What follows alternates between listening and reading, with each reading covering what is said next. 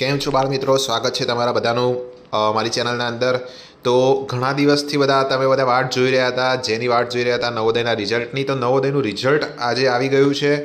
તો નવોદયનું રિઝલ્ટ કઈ રીતે ચેક કરવું એ બધી જ પ્રોસેસ તમને બતાવી દઉં છું। ઘરે બેસીને તમે તમારા મોબાઈલના અંદર આ રિઝલ્ટ ચેક કરી શકો છો। બીજા કોઈની જ જરૂર નથી, કોઈને પૂછવાની કંઈ જરૂર નથી। સૌપ્રથમ તમારે શું જોશે? સૌથી પહેલાં તમારે જોશે નવોદયનું એડમિટ કાર્ડ, બરાબર। તો તમારે નવોદયના તમે બાળકનું જે પરીક્ષા આપી છે, બાળકે એ પરીક્ષા આપવા સમયે તમે જે એડમિટ કાર્ડ લઈ ગયા હતા એ એડમિટ કાર્ડની જરૂર અહીંયા પડવાની છે, બરાબર છે। તો એડમિટ કાર્ડ એક કાઢીને રાખો તમે। અહીંયા મારા એક બાળકનું એડમિટ કાર્ડ લઈ લઉં છું। તો એડમિટ કાર્ડ અહીંયા મારા મોબાઈલમાં જ એડમિટ કાર્ડ એક પડેલું છે, બરાબર છે। તો એડમિટ કાર્ડ, આ તમારું એડમિટ કાર્ડ હતું, એના અંદર બધી જ ડિટેલ તમારી આપેલી છે। જો પહેલી છે તમારું સ્ટેટ, ડિસ્ટ્રિક્ટ, બ્લોક, બરાબર છે। અહીંયા જો એના અંદર બે વસ્તુની જરૂર પડશે। પહેલો છે તમારો રોલ નંબર, આ રોલ નંબર છે તમારો 7 આંકડાનો રોલ નંબર છે। અને એના નીચે લખેલું છે જો આ નેમ, ફાધર્સ નેમ અને ડેટ ઓફ બર્થ। બીજા કશાની જરૂર પડવાની નથી। અહીંયા ડેટ ઓફ બર્થ, જે તમારી જન્મ તારીખ છે એની જરૂર પડશે અને રોલ નંબરની જરૂર પડશે। તો સૌથી પહેલાં તમારે આવી જવાનું તમારા ક્રોમ બ્રાઉઝર ઉપર। કોઈ પણ બીજું પણ બ્રાઉઝર હોય મોબાઈલના અંદર તો પણ ચાલશે। ફાયરફોક્સ હશે, ક્રોમ હશે, તમારું ઇન્ટરનેટ એક્સપ્લોરર હશે, બીજું કોઈ હશે તો પણ ચાલી જશે, બરાબર। તો એ તમારે બ્રાઉઝર ખોલી દેવાનું છે। બ્રાઉઝરના અંદર સૌ પહેલાં જ તમારે આ રીતે લખી દેવાનું છે google.com, બરાબર। આ google.com નીચે આવી ગયું છે। એના પછી તમે એન્ટર આપશો, ક્લિક કરશો એટલે ગૂગલ ખુલી જશે।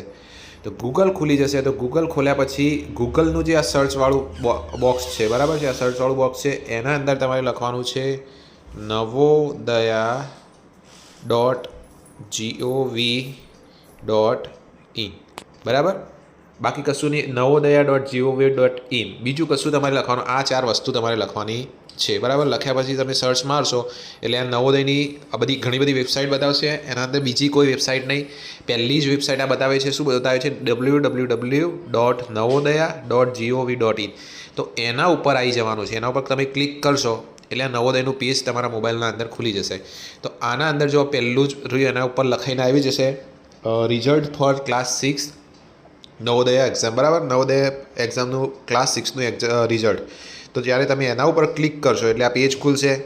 લિંક ખોલ્યા પછી તમારે આ રીતનું પેજ ખુલશે નવોદયનું। એના ઉપર પહેલું જ લખેલું છે click here for the class 6 JNVC result, બરાબર। તો જે રિઝલ્ટવાળું છે એના ઉપર તમે ક્લિક કરશો એટલે આ રીતનું પેજ ખુલશે। એના અંદર બે વસ્તુ માગશે। પહેલાં અંદર છે તમારો રોલ નંબર અને બીજું ડેટ ઓફ બર્થ।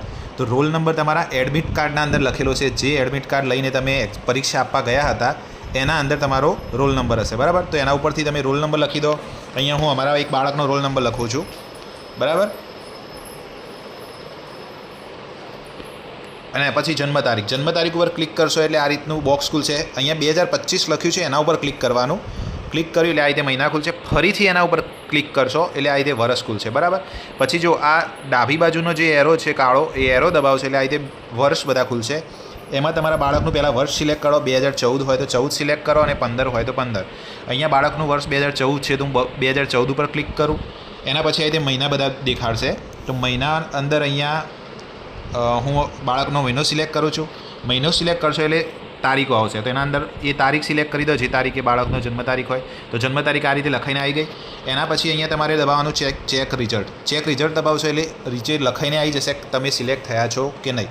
અહીંયા આપણે રિઝલ્ટ ચેક કરીએ। યસ, જો અહીંયા આપણું એક બાળક સિલેક્ટ થઈ ગયું છે, લખાઈને આવ્યું છે કોંગ્રેચ્યુલેશન, યુ આર સિલેક્ટેડ।